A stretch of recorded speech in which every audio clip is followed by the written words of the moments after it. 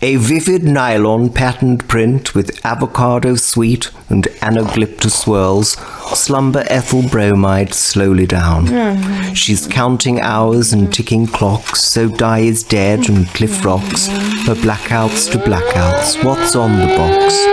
A wireless, it's wireless, thermal non-slip socks. A slobber, a silence, a twitch, and we are back in the room. Hey, who's been voted out? The man in the moon. Dreaming away time, gas bill, the bubble, old flames, new shames, pedestrian trouble. Warming the pot, let the brew steep. Putting the world to right, oh it'll keep. Released from the spell, that prescription haze. Ethyl Bromide awake. Wake up, their eyebrows to raise.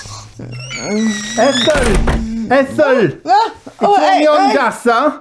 I got you some lovely reduced Jaffas from the Quality Save. How you doing, my love? You looking well? You alright?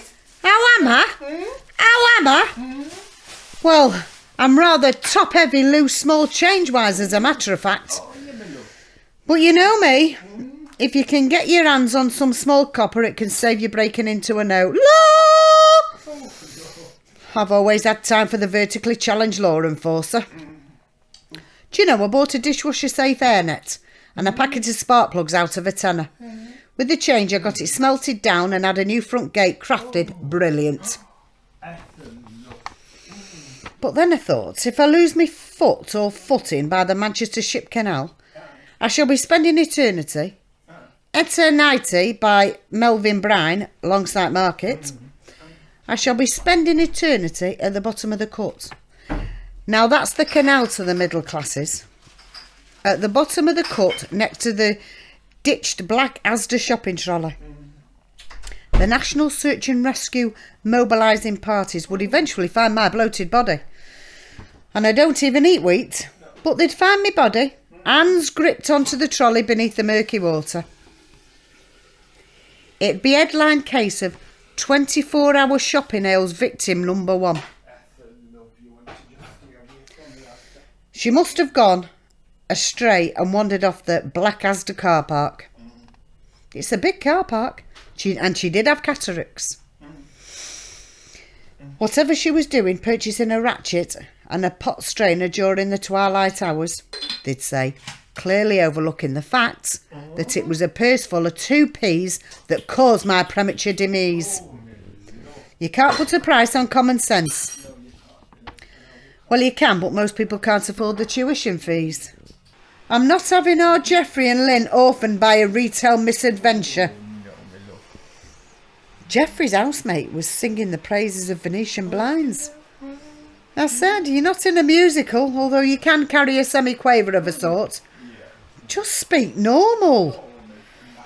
I said, I'm all for the ruche festoon, but Daphne de Maurier I am not. My Venetian tendencies open and closed with the woman's land army. A bumper crop of scrumpy, and life would never be the same again. But it was definitely a wartime pursuit brought on by rationing and manual agricultural labour. It was not for Civvy Street for me. I wasn't even partially tempted when they launched Diamond White. There was a woman 3 doors down who went completely Venetian. I said, love, they're a dust trap. And she just growled and carried on tarmacking the drive. Started moving and shaking in some very savoury circles, eh? Ended up with M&S in a solar-powered wheelchair. It was in the lap of the gods whether or not she made it home from the corner co-op in time. Overcast.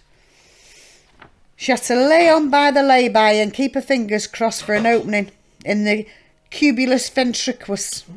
There's no way to live, middle. She thrived on the drama, though. Lived on tin food, but I suppose if you can take it, for 3.5 months, to bob to the corner shop and back, frozen food is well and truly at the bottom of your shopping list. She misses breaded codfish fingers terribly. And of course, they're not the same out of a can. I said to Geoffrey's housemate, I said, I know you're well-intentioned and mean well, but until I can find an environmentally friendly way of recycling all my nylon nets, I just won't be able to move on window dressing wise, knowing that all the toxic material is in a landfill site. No, I don't want Time Team 3020 analysing me pantry curtain, pulled out of Corenza's trench by a nimble-fingered student volunteer. No, thank you very much. Blowtorching the nets could bring on a nuclear winter. And then I'd need the nets even more, because I'd have to have the big light on night and day, wouldn't I? The way this country is going, my next window dressing statement will be the Accrington Russet house brick.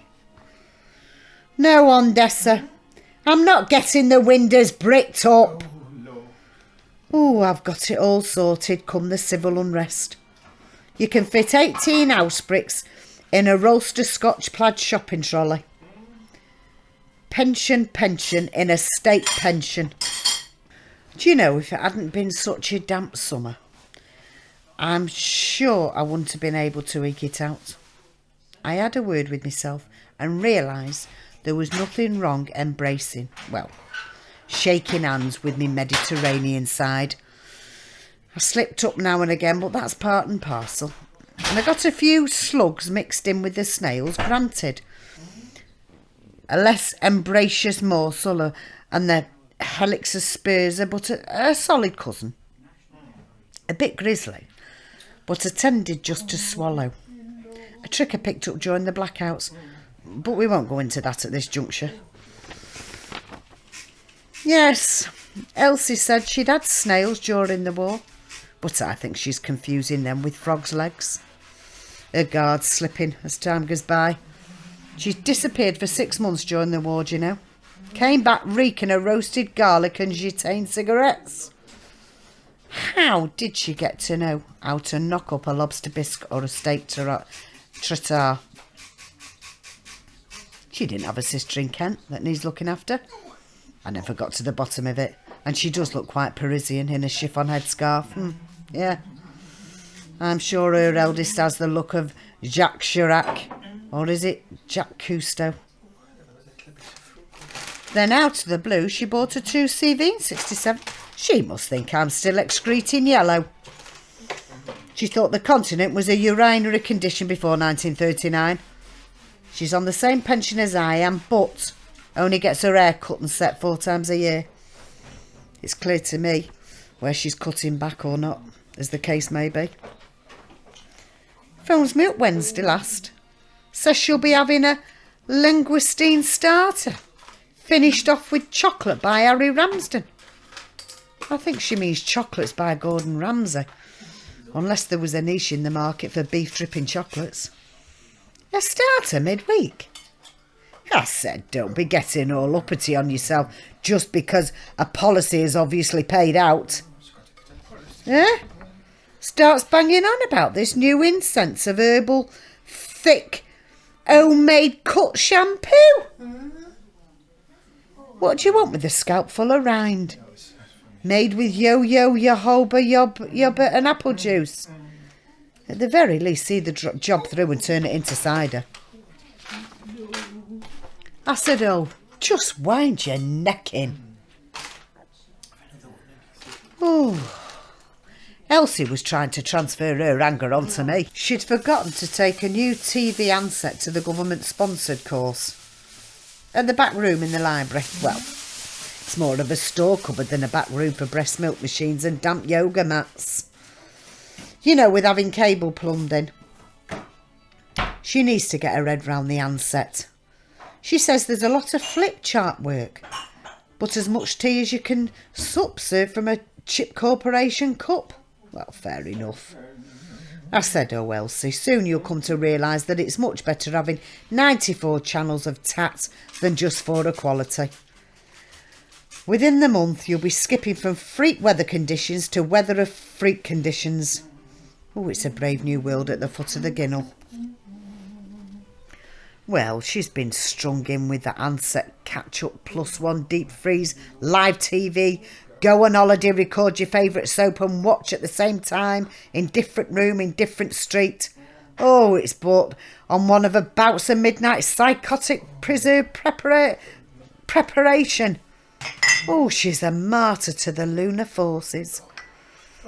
She was blanket banned from the Women's Institute. Oh, it's very complicated.